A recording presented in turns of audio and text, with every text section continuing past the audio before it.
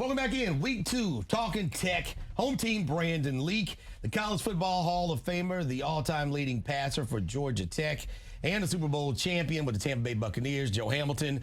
Sean Nerny, student athlete and a coach of young people. Our future rests in the hands of Sean Nerny. We're going to talk a little tech, as we will every week here. And we got through week 1. Gentlemen, I guess the breakdown of what we like and what we don't like after week 1.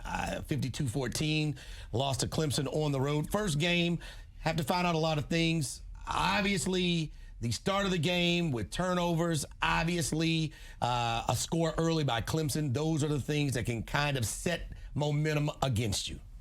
Yeah, home team, and obviously in a game like that, defending champs, their stadium, crowd noise, the banners coming down, there's going to be some adversity. What I saw is the fact that we never gave up. You didn't see any players, or I didn't see any players with their heads down, with the exception of Wanye Thomas, muffing that punt. But for the most part, they stuck together. They weren't intimidated. Yeah, there were some physical mismatches, but it wasn't, lack of focus. A lot of busted assignments. You might see some guys miss tackles or get reached on a reach block or get beat deep on a 50-50 ball. But for the most part, I saw a coach team with a direction of where he wanted to go offensively. Where he wanted to go defensively. Offensively, I quite don't know yet, but I like the grit. I love the grit, and I love the fact that if you can somewhat call this a preseason game, if you can somewhat, wash this under the rug and say that we got a great opener against a team that gets a mismatch and was able to get the speed of the game, get outstanding competitiveness from the other team, and some future film work to see where we need to go. That bodes well for us. I'm kind of not happy, but I'm pleased. Yeah, it was basically what I expected. We all knew that Clemson is probably not the best matchup for this brand new offense to go out there and get things done for the first time. With that said, on the defensive side of the ball, I was pretty pleased with what I saw, especially, that opening defensive series that Georgia Tech had. We talked about last week, how do you quiet that crowd? How do you get the momentum in Tiger Stadium down so you can at least communicate on the offensive side of the ball? Well, usually you do that with good defense. And right. First defensive series, 3 and out against Trevor Lawrence, who's a pretty damn good quarterback. Your offense is back on the field, or so you would think, until you have the muff punt by Wanye Thomas, which was an absolute killer. But, all in all, especially on the defensive side of the ball, you saw Trevor Lawrence use his legs more than he used his arm in the first half. And that was because Tech was successful in taking the passing game away from the Tigers for pretty much an entire first half. Yeah, that's a great call, Nerny. And what I saw also is that Coach Collins wasn't afraid of ETN. He wasn't afraid of Trevor Lawrence. And he pressed those corners like he talked about. Right. He said what you're going to see in this new style, pro-style defense is our corners are going to be pressed. We're going to leave them on the island. And we saw it on the big touchdown pass down the seam. That guy was on the island. One fade route against Trace Swilling. That was on the island. The pick, almost a pick six, should have been a. You know what? You don't ever let a quarterback tackle you. Yeah. And I'm a quarterback, and I should tackle you. But hey, come on, man. Either run him over, make him pay for tackling me, or make a little juke move. That would have turned the tide a little bit. But I thought defensively we kind of confused Trevor Lawrence. We kind of had him patting the ball a little bit and not being quick on his reads because of what the scheme dictates, that you can think we're in one coverage and then all of a sudden we're in another.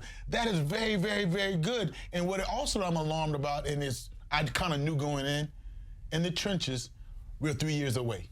It's going to take some time. As far as getting the bodies to compete with those guys. I'm not saying everybody was on our schedule that we need 2 or 3 years to compete with, but those guys, they could almost go 2 and 3 deep for our ones as far as depth on their roster. Something else I like the fact you found out you do have a running back that can get a little bit of work done. I thought that was a positive. Right. Get some big uglies that Clemson threw out there. And, we'll get to the quarterbacks a little bit later, but you found one guy who, at least for a small sample of time, could, with that offensive line, throw the ball and hit somebody on an explosive play. Yeah, and it was good to see. Georgia Tech, we know that they have a load of running backs. That's one spot on the depth chart where they're not worried right now. And it was good to see. Offensive line-wise as well. Some of those power looks up the middle. This was the first time this offensive line has come out of a stance and just ISO run block against anybody. It's always been cutting the knees or going low on people. I thought the offensive line, for the most part, they held up against superior talent up front. I think it's a situation where you got everything that you needed to see. You got to see, to Joe's point, who was going to play, who was going to not play, who was going to limp off, and maybe it was an injury and maybe it wasn't. Who was going to come back. It looked like everybody was out there. Nobody thought the moment was too big. And it's a situation where now you can move forward now that you have some first game tape. When we get back, want to ask, what did we learn about the quarterback position after 1 week of play? Because that, I think, is something that hopefully gets settled sooner than later, but we don't know if it is. So we'll get to that. Joe Hamilton, Sean Nerny. This is Talkin' Tech. I'm Home Team. We'll be right back to talk a little bit more tech.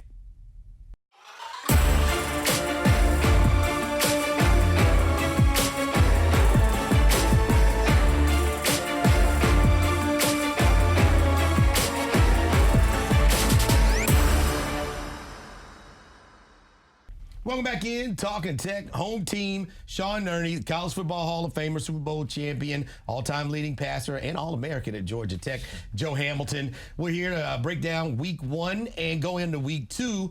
What did we learn at the quarterback position? I'm going to tell you what I liked. I like the fact that you got 3 guys out there. They do some things that are different. You put them in at different times in the game, so they were different scenarios, but I think one of the questions that needs to be answered is, who is the starting quarterback for the Georgia Tech Yellow Jackets moving forward?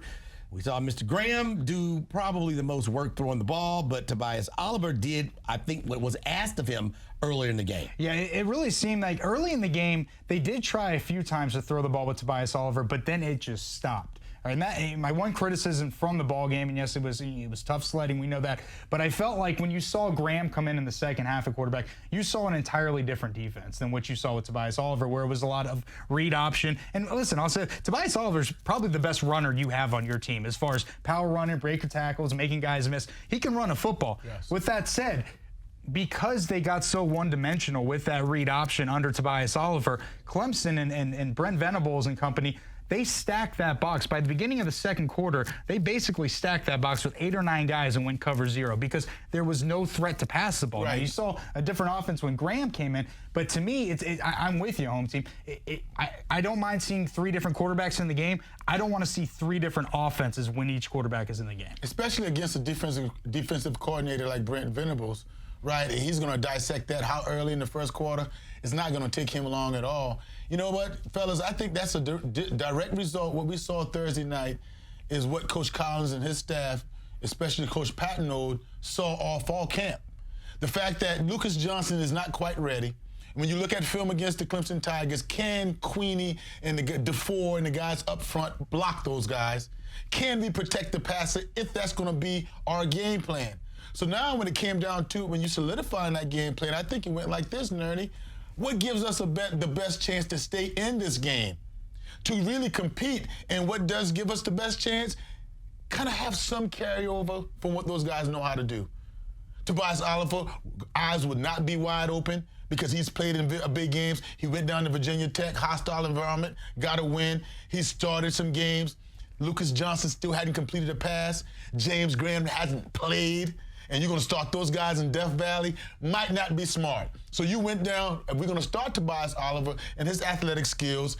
Let's give him the best chance to be successful. You drop back maybe 15 times in that first half, you probably get sacked 9 out of them. You know, and I was a little frustrated as well because we waited all summer, right, to see the pro-style offense. Right. But then when I come back to it and look at it, Sean, as a coach, do they know how to do that yet? Do they know how to go from one side of a defense to the other side of the defense and complete a pass? Do they know the adjustment routes where we're implementing, but we're not there yet? So hopefully the game plan of what we see going forward will be James Graham. Because to your point, I saw James Graham when he got in the game what a pro-style look wants to look like.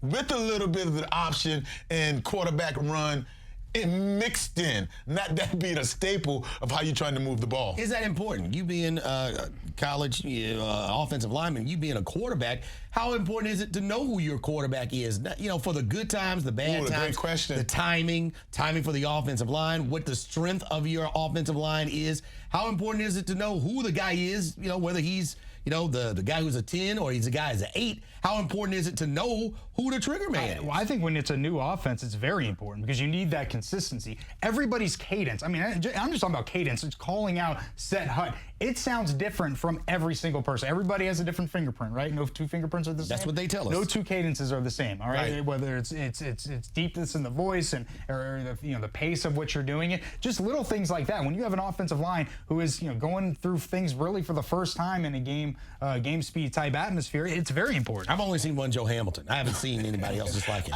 I tell you what I've seen. It's very crucial because of the platform. All right, when you got a running quarterback like Tobias Oliver thinking run first instead of pass, his platform going to be, you could call the same exact play, but he might drift out of the pocket a little bit and throw from that spot. Now all of a sudden Lucas Johnson is the pocket passer, and he's going to be right there and having you block and just hold your guy. Tobias Oliver, James Graham is a different ball of wax there because he will get out of the pocket. He does want to sit in the pocket and dissect the defense, so he gives you the more of an option to play just an overall offense than the other guys, which I think is limited into what you're trying to do. Tobias Oliver, can he grasp the wide? Can you get better with your wide receiver crew, Malachi Carter and Omarion Brown and the young guys? Can you develop them better with Tobias Oliver? That answer to me would be no. He hasn't gotten his skills passing wise up to par yet. So I guess above the line, who's above the line? I guess it's week to week. Who grabs grab a hold of the team during the week? Who's the leader? But I don't want to see kind of three quarterbacks shuffling in and out. And that gets us to our next segment. When we get back, what do we want to see? Week 2 for Georgia Tech. What do we want to see for the defense, and what do we want to see at the quarterback position? We'll tell you next. He's Joe Hamilton. He's Sean Nerny. I'm Home Team. We'll be back talking Tech. Atlanta Braves baseball every night on just one sports station. Here's the pitch, and it's ripped deep to left. Granderson back at the track, looks up. She's gone! Ronald Acuna has tied the game. Proud to be Atlanta's 10-year home of the Braves. 3-run blast to left. The Fan 680 and 93.7 FM. Welcome back in to Talkin' Tech. Home Team, Sean Nerny, Joe Hamilton. Week 2 is upon us. What do we want to see? South Florida coming to town, and it was a game South Florida won. Last time we saw these guys, awful special teams, which basically was the difference in the game, along with some untimely turnovers. With all of the turnover and transition with Jeff Collins' staff, you have to play a cleaner game, and certainly opportunities that present themselves early, you have to jump on them and see about getting that number. The final score, you're going to have to score 24 points. That's something I want to see. The offense put some points on the board. Yeah, I'm with you. I mean, and offensively, dive into the playbook a little bit. I mean, you're not facing the front seven defensively that you faced a week ago with Clemson. I mean, let's see you open it up. We talked about using multiple quarterbacks. I'm all for seeing all 3 quarterbacks, but keep the offense similar under all 3 of these guys, all right? Don't bring one guy in, Tobias Oliver, just to run the football. Let him throw the football. Keep the defense, a little bit more on their heels so they can't, dial in on one specific part of any one of those guys' games. And then defensively, you know what? More of the same. Fly around like you did against Clemson. Create turnovers, which you did against Clemson. I saw speed on the defense. I saw a lot of speed. And that's secondary especially. I mean, you got Swilling. You got Wanye Thomas we talked about, Tariq Carpenter. You've got some experience back there. So keep making plays and then maybe open up that playbook and see if we can get some pressure on the QB. Yeah, I'm with you, Nerny. Open up the playbook because now you're trying to win the game. Last week, we can say whatever we want to say. It was somewhat about, just brace up, hold on, do what it takes to survive. All right, weather the storm. Weather the storm, yeah. Good point. So now, I don't necessarily need to see 3 quarterbacks against USF. Okay. Only if it's to win the game. Right. This, to me, USF is not a trial period for me. This to go out and put your best game plan together, whatever you see this week leading up to it, and let whoever play. And to your point, if Tobias Oliver is going to hone you in and handcuff your playbook, so to speak, we can't have it this game. Because now we should see, going forward, the identity of our football team. Who do you want to be offensively? The playbook. Who do you want to be defensively? Attacking, in your face, sending exotics, confusing the quarterback type defense, and those special teams. I want that to I don't want it to rear its ugly head in a negative way like it did last year or how it started last week. All right, so we're going to have to try to make hay with the inner hidden yardage. And come on, Bobby Dodd. Historic Grant Field. Come on, fans. It's not too late. We need to pack that place. We need to show guys what a home field advantage looks like. We need to show guys what a culture change looks like and believe we can win. I think there's going to be juice in the building. It should be juice. It should be juice. There's going to be a little juice. Because what are we expecting? What are we expecting here? Did we expect to beat Clemson? Do we expect to survive? Well, hey, we survived. We're here to next week. Question I have is, especially with the quarterback position and the offense, if it's better for Tobias Oliver to kind of run that hybrid, run and then we'll throw when we need to, how important is it for him on the 1 or 2 plays early when you have to hit on a pass or you have something? If he's not hitting those, do you have James Graham come in and say, this is the guy we think can be a little bit more balanced? Or do you say, Tobias Oliver's the guy, we need to run it more, we need to run the clock more, we need to see if this offensive line can get some things done consistently more? How do you manage the offense? Because I think what I'm looking for is for Tech to score some points. You're at home, you're playing South Florida. To win the game, you're going to have to outscore your opponent. Let's put 24, 28 on the board and send the folks home happy. Well, it's a fine line, home team, because when you say Tobias Oliver and what he's going to bring to the table, you have to be on schedule. Yes. You can't take any negative plays. You can't take any sacks. Anytime you get 2nd and 12 or 3rd and 13, it's a wrap. Everybody else knows it. And you don't want to keep on having that cycle that because you're not doing well and we can't move the ball, you're going to be taken out. Because then you take it away confidence from your quarterback looking over his shoulder. If he misses a pass short, overthrown, which happens to us all, now he's antsy because he's going to get taken out. You don't want that feeling by anybody either. So I just want the best option of what they see. I'm going to trust Coach Collins this week, and whoever he jogs out there, I'm going to be comfortable with. Well, let me blow your mind real quick as we wrap up here. Tobias Oliver, what if we see Tobias Oliver in a position out there on the field that's not quarterback? Ooh, and you got Graham out there. That's awesome. Watching Oliver play, hands down, in my opinion, he's the best running back that you have on the football field. There is a spot and most for him. elusive player. Oh, yeah, there's a spot for him on that offense in the starting 11.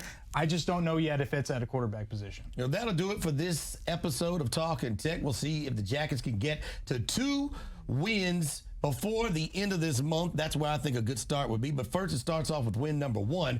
1-1 would be great. First home win for Jeff Collins would be great, and we'll see where the Jackets end up. We'll see you next week. He's Joe Hamilton. I am Home Team Brandon Leak. He is Sean Nerny, and we are Talkin' Tech. We'll see you next week, hopefully looking at a Jacket win.